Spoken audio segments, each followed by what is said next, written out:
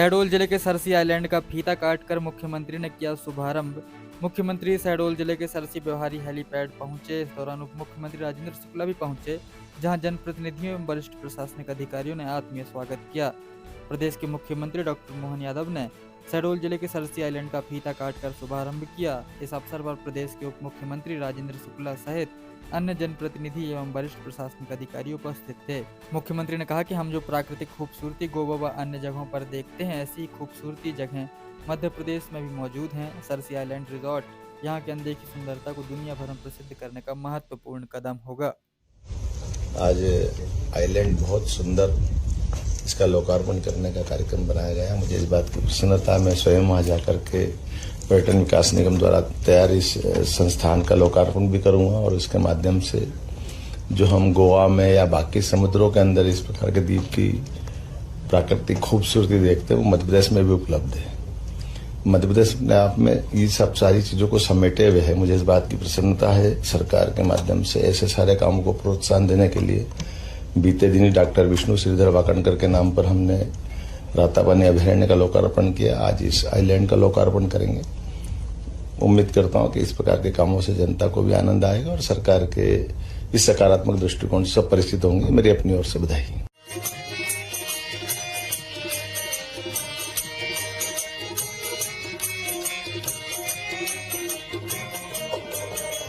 मैं अपने निर्धारित समय से लगभग 1 घंटा 10 मिनट लेट चल रहा हूं। मुझे बहुत जल्दी जाना था, लेकिन हमने कहा समझ भाई 2 बार गड़बड़ हुई, इस बार नहीं होगी। किसी हालत में आना तो आपके माने में धन्यवाद देना चाहता हूँ अरविंद जी का भी। उनका भी समय मैंने लिया बोलने के लिए और मैंने कहा मैं बोलूंगा ही 5-7 मिनट, लेकिन यशस्वी प्रधानमंत्री अभिनंदन करो श्रीमान नरेंद्र मोदी जी का, जिनके कारण से पूरे देश में अपने कामों के बलबूते पर देश में क्या दुनिया में हमारा भारत का गणतांत्रिक लोकतंत्र का परचम लहरा रहा, आनंद आ रहा है। जिनके नेतृत्व में काम के लिए किसी बात की कोई कमी नहीं है, मुझे इस बात का आनंद भी है और खुशी भी है। हमारे लिए परमात्मा की दया से वर्तमान का समय स्वामी विवेकानंद की इस भविष्यवाणी को सार्थक करता दिखाई दे रहा है।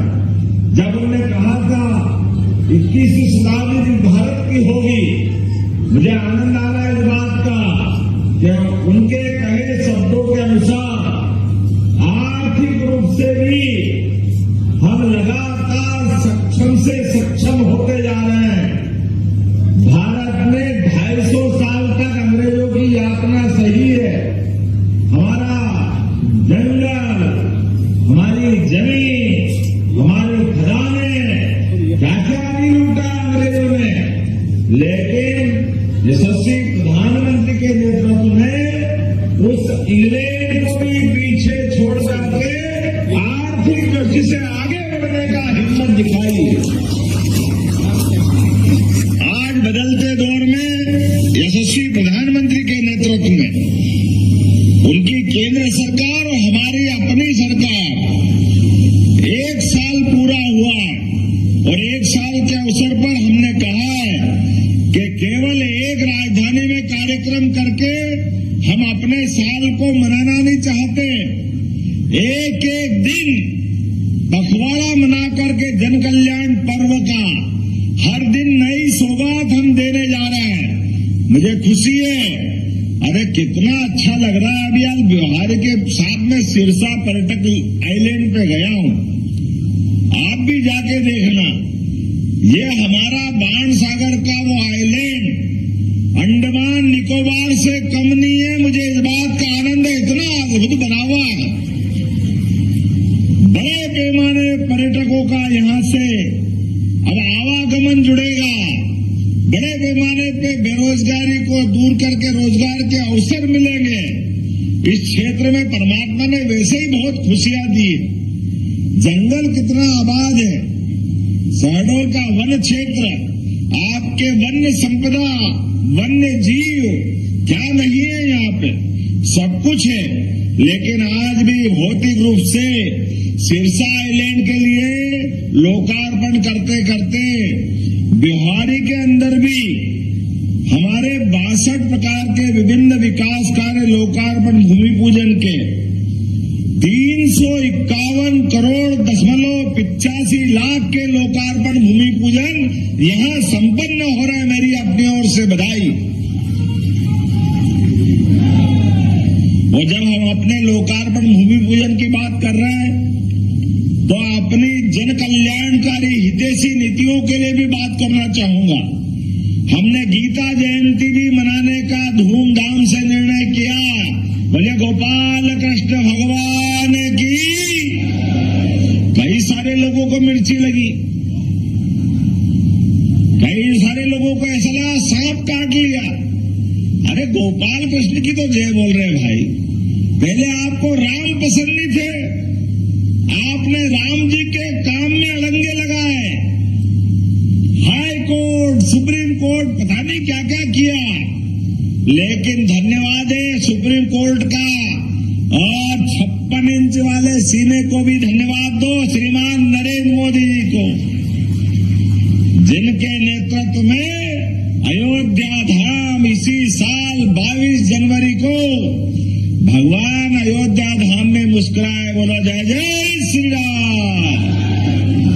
और अयोध्या धाम की बात करते हैं, भगवान श्री राम की बात करते हैं तो आदिवासी भाई बहन का संबंध भगवान राम से माता सबरी के झूठे बेर के साथ जुड़ता है। ये हमारी गौरवशाली संस्कृति है।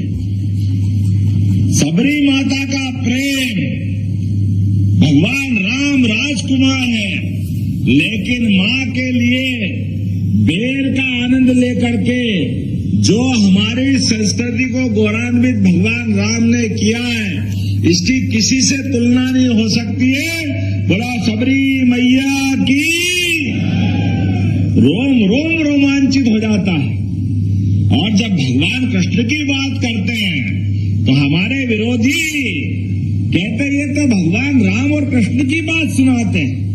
हाँ सुनाएंगे, डंके की चोट सुनाएंगे, तुम्हारी छाती पे पांव रख के सुनाएंगे, तुमको सुनना पड़ेगा।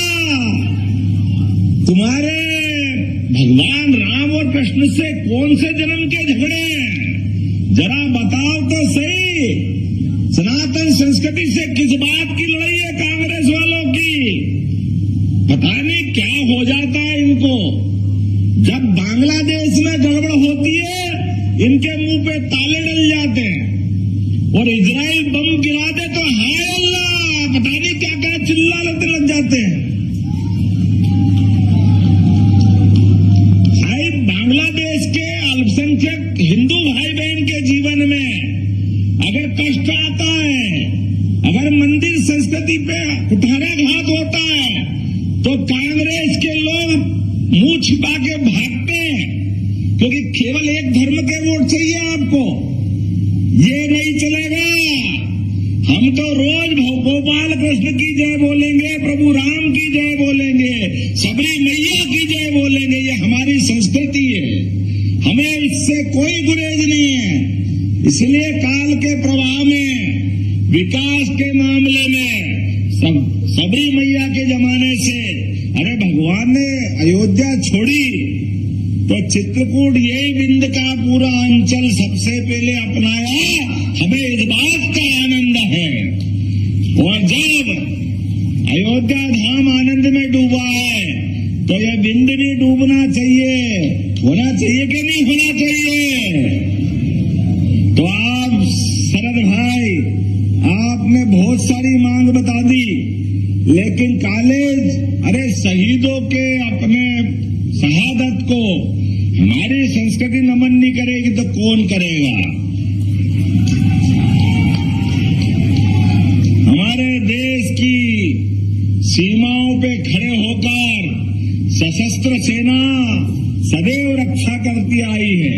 और सेना हो, अर्धसैनिक हो, पुलिस जवान हो, हमने कोविड के समय देखा, स्वच्छता कर्मी हो, इन्होंने ये पूरे देश की जान बचाई। जोरदार अभिनंदन करो अपने सारे ऐसे सशस्त्र सशस्त्र बलों का, तो यहीं से घोषणा करता हूं, उस कॉलेज का नाम गोविंद नारायण मिश्र किया जाता है, जो आपने प्रस्तावित किया है, और उनकी श्रीमती को नौकरी देने का काम भी हमारी सरकार द्वारा किया जाएगा। आपने कहा हॉस्पिटल, अध्ययनरत छात्रावास, व्यवहारी, खेल अकादमी, ये सब कुछ परीक्षण करने के बाद सब कुछ देने की व्यवस्था की जाएगी। यहीं से मैं घोषणा कर रहा हूं। आज के इस अवसर पर बोलने के लिए तो बहुत कुछ है, लेकिन मुझे दिल्ली पहुंचना है बहुत जल्दी। हमने अपने इस पखवाड़े में यशस्वी प्रधानमंत्री के नेतृत्व में जब बाणसागर डैम बना है, नर्मदा सागर के सारे नर्मदा नदी पे डैम बने, तो हमारी केन बेतवा, पार्वती, काली सिंध, चंबल, अरे ये जल तो अपना जल ही जीवन है। भगवान शिव ने अपनी जटा पे धारण करके जल की महत्ता बताई, गंगा माता को स्वर्ग से अवतरित करा करके अपने सिर पे धारण किया। हमारी सरकार ने भी प्रत्येक गरीब आदमी की जिंदगी में उन्नति, प्रगति के लिए संकल्प लिया। हर हाथ को काम, हर खेत को पानी, हर एक को जल ही जीवन के मूल मंत्र से जोड़ा जाएगा, ये हमारा संकल्प है। मुझे इस बात की प्रसन्नता है, यशस्वी प्रधानमंत्री के माध्यम से ये दोनों अभियान के लिए 17 तारीख को, सुन लो कांग्रेसी, तुम्हारे कारण से 20 साल तक राजस्थान और मध्य प्रदेश का, हमारी पार्वती, काली सिंध, चंबल नदी का समझौता नहीं हो पाया। हमारे राजस्थान के लोग और मध्य प्रदेश के लोग पानी का उपयोग नहीं कर पाए। मुझे खुशी है, प्रधानमंत्री के नेतृत्व में ये योजना मंजूर करके 17 तारीख को हम इसका भूमि पूजन करवाने जा रहे हैं। और बुंदेलखंड की धरती जो उत्तर प्रदेश से लगी हुई है, ये केन बेतवा नदी का हमारे पखवाड़े का अंतिम चरण में समापन करने के लिए प्रधानमंत्री फिर मध्य प्रदेश आ रहे हैं। हमें इस बात की प्रसन्नता है। बुंदेलखंड की धरती, वीरों की धरती, अधीरों की धरती, और अलग अलग प्रकार से हर समय अपने खून को पानी लगा करके बलिदान ऐसे करते जैसे कोई फूल अर्पित कर रहे हैं, लेकिन परमात्मा की कृपा से पहली बार उनके खेतों तक पानी पहुंचेगा। ये सरकार की और माननीय मोदी जी की भावना है कि हमारे बुंदेलखंड कभी किसी से नहीं, किसी के डरे नहीं, किसी के आगे झुके नहीं, सदैव भारत का झंडा लेकर के सनातन संस्कृति की जय जयकार करते रहे। लेकिन कांग्रेस के शासनकाल में लंबे समय में उनकी चिंता नहीं हुई। प्रधानमंत्री ने 1 लाख करोड़ की योजना मंजूर की है, 1 लाख करोड़ की, ऐसे अद्भुत योजना के लिए। और एक नहीं, ऐसी कई योजना बता सकता हूं, लेकिन आज थोड़े समय की कमी है। अगली बार आऊंगा और बहुत सारी बातों की हम चर्चा करेंगे। आज तो इतना ही कहूंगा कि ये जो नए विकास काम चालू हो रहे हैं, ये प्रशासन के माध्यम से कह रहा हूं, सभी गुणवत्तापूर्ण होना चाहिए, कोई कमी कसर नहीं होना चाहिए। 40 दिन तक 11 दिसंबर से 26 जनवरी तक एक योजना का लाभ हमारे हितग्राहियों के लिए घर घर पहुंच करके हमारी सरकार देने वाली है। यह निर्णय हमने किया है। आप सबके माध्यम से यहाँ विधायक है, मंत्री है, उप मुख्यमंत्री है, पंच है, सरपंच है, आप अपने गली मोहल्ले मोहल्ले तक शासन की जनहितकारी योजनाओं को घर घर तक पहुंचाने का संकल्प लें और सच्चे अर्थों में अपनी सरकार के उत्तरदायित्व का पालन करें। मेरी अपनी ओर से पूरे आयोजन की बधाई, बहुत बहुत धन्यवाद। भारत माता की जय।